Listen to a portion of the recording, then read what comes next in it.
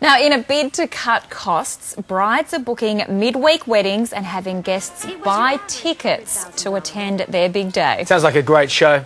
To talk about the wedding etiquette new rules, we are joined by our favourite commentator in London, Katie Hopkins, and our favourite commentator here, Angela Mollard, who's in our Sydney newsroom. Katie, let's go to you first. You're a bit like me like this. Now, let's talk about the cash versus gift, because I feel uncomfortable with this, and you refuse to attend a wedding because the couple asked for money to attend. Yeah, I mean, we had an invite come through the door. Now, I don't know about anybody else, but when I get a wedding invite through the door, I'm never the most keen anyway. You open it and all those glittery bits and bobs fall out all over the carpet. But then, opened it and the invite said, because, let's say, Brian and I have been together for 10 years. We've been married before, so we've got everything we need. Therefore, please bring cash.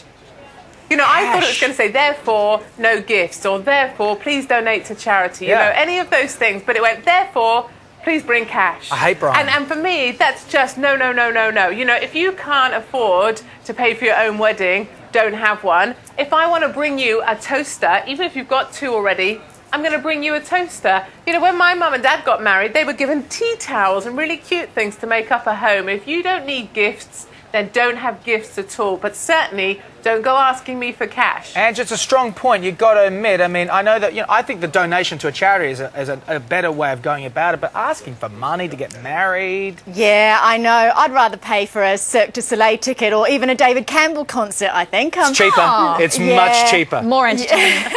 Look, I do think it's the couple's own day, though. It's their choice what they do. What I hate is the blatant wishing wells, which is like putting a bucket out in a shopping mall and saying, here, make a donation to it.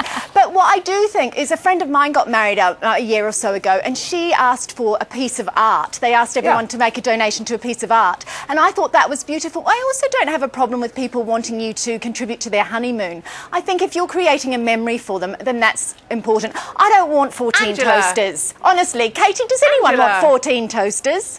No, nobody wants 14 toasters, so give them away to someone that needs a toaster, for goodness sake. They might like a piece of toast, but I'm not going to be paying for you, not you, Angela, but you know what I mean. I'm not going to pay for your honeymoon while I'm sat here in the UK working away. I don't want to know that I'm paying for you and your new husband to make good in Mauritius. It always comes back to sex with you two.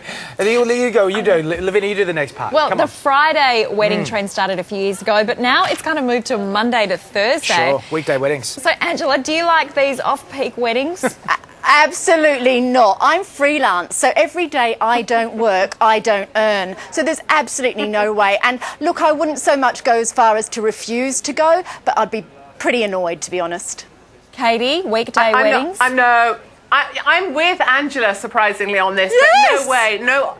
I know, it's surprising, but no off-peak weddings for me, not a chance. When I hear Tuesday, I think cheap bride, nasty dress. And you know what you also get with the off-peakers? The off-peakers just love to write no children. So they know you've got children, they know you can't bring yours, and yet they've got 18 of their own children from their 13 different marriages they've had before, all running around like irritating brats, and I'm not allowed to bring mine. Well, I'm sorry, if I can't bring my children, if you get married on a Tuesday, I'm not coming. And actually, for most people, that's probably a blessing. Yeah, probably. Oh, no, sorry. The children thing, that is completely the couple's choice. I don't... You shouldn't have to bring children to weddings. No way. It's a celebration of love, not of family. Angela, about a week ago, you were preaching to me about what a marvellous mother you were, and now you're prepared to bin the kids at any given opportunity just so you can have a swell time at a wedding. Come on, she provides a watermelon and a party destination for them, don't you, Angela? I want to talk to you about...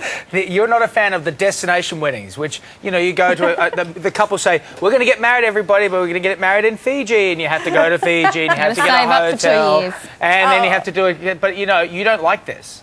No, I can't say... Look, it's a wonder Katie and I are ever going to be invited to a wedding again after this, isn't it? Look, Angela, you can come to my next one. Oh, thank you.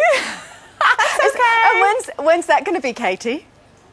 I don't know. I'm still with my current husband at the moment. But, you know, things move on. Life changes. It won't be on a Wednesday, But sure. Angela, that means you're actually going to have to fly to London for her wedding. No, sorry, I don't do destination weddings. Look, I know a friend who was asked to be a bridesmaid and she turned it down because the wedding was in Fiji, there was the hens night, there was the dress. It was going to cost her $5,000 just to go to the wedding and she turned it down. And I'm with her. Look, if you can't afford an $80 meal, then don't try and schlep a $14 a head surf and turf buffet in Fiji. Katie, do you like to leave town for a wedding?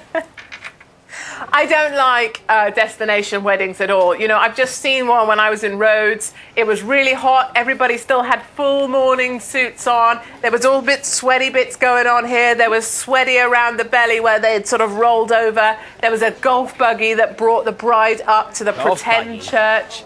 A golf buggy. And I said to my daughters, look at that golf buggy. If you think you're going to get married using a golf buggy, your mother will not be coming to your wedding. So I made it perfectly clear to my daughters they are not going on a destination wedding and they are not arriving in a damn golf buggy for their wedding either. There you go, ladies. Thank you both so much again. And once again, I still think even when you two get along, it's a TV show waiting to happen. Gingell, if you're watching, this is it. Thank you so much, Katie and Angela. We'll speak to you soon. Can you imagine being Katie's daughter? The want that strict show rules to you have to happen. live by. Oh, I know.